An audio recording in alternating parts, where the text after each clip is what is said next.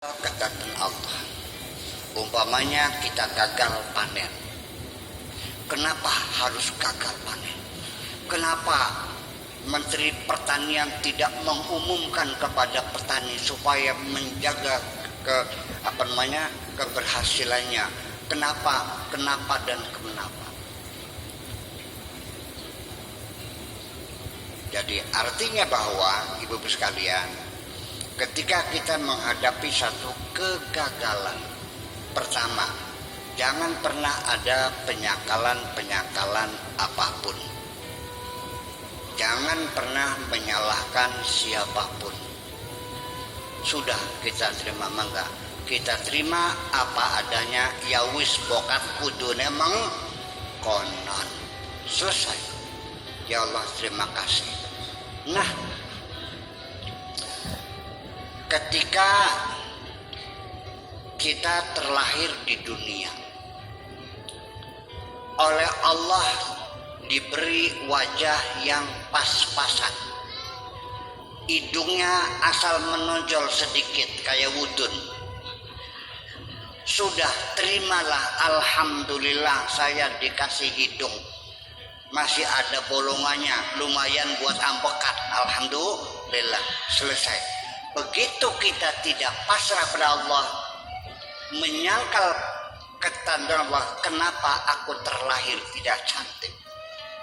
Ini akan menjadi beban penderitaan seumur hidup.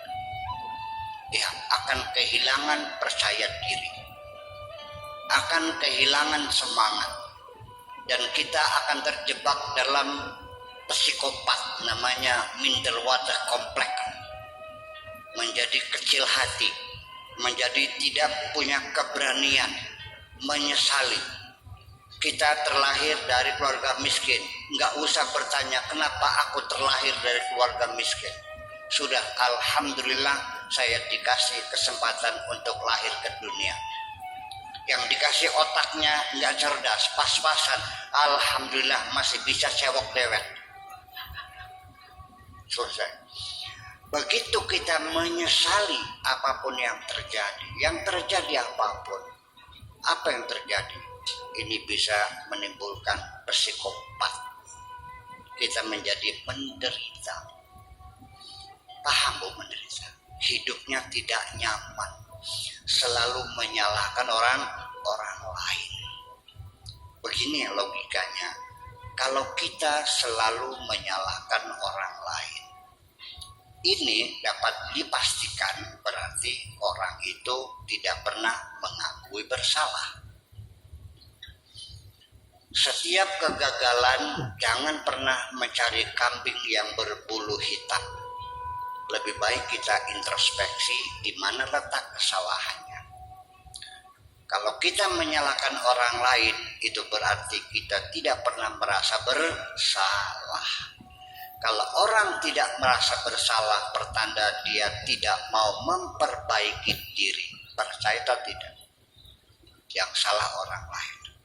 Dan ini tidak menyelesaikan persoalan, malah menimbulkan kemarahan orang lain yang dijadikan kambing hitam dan menimbulkan permusuhan. Persoalannya tidak selesai, malah menimbulkan persoalan baru.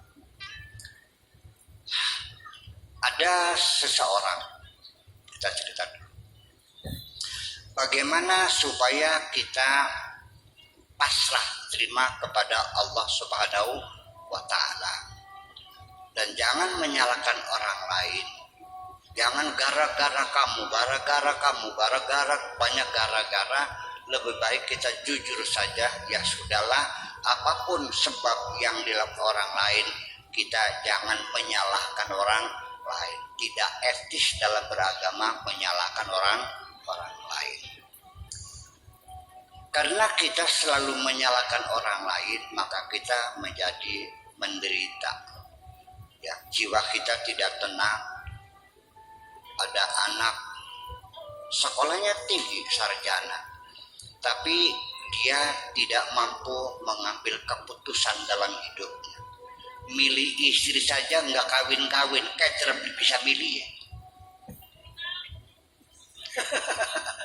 Iya, untuk mengerjakan sesuatu dia gagap, seperti ada kecemasan dan ketakutan, inferiority complex, merasa dirinya rendah diri. Setelah kita korek-korek sebabnya apa, ini kita diagnosa tentang psikologi dia, mengapa jadi menjadi gagap, tidak punya keberanian mengambil keputusan. Sengsara. Percaya nggak? Rasanya seperti gamal. Ngomong di atas mimbar saja, ngopiak keluar semuanya, buyar semuanya. Ini kan berarti nggak bisa hidup orang nih. Akhirnya dalam cerita dia, ternyata ada satu penderitaan yang dia tidak pernah menerimakan awalnya. Tidak mau berpasrah diri. Dia itu ditinggal mati oleh bapaknya. Sebabnya karena penyakitnya tidak cepat ditolong oleh dokter. Ya, suruh nunggu karena dananya nggak ada, sehingga akhirnya tidak cepat diobati sampai terlambat, akhirnya mati. Dia dendam kepada rumah sakit yang tidak menangani penyakit itu. Udah, kesalnya bukan main.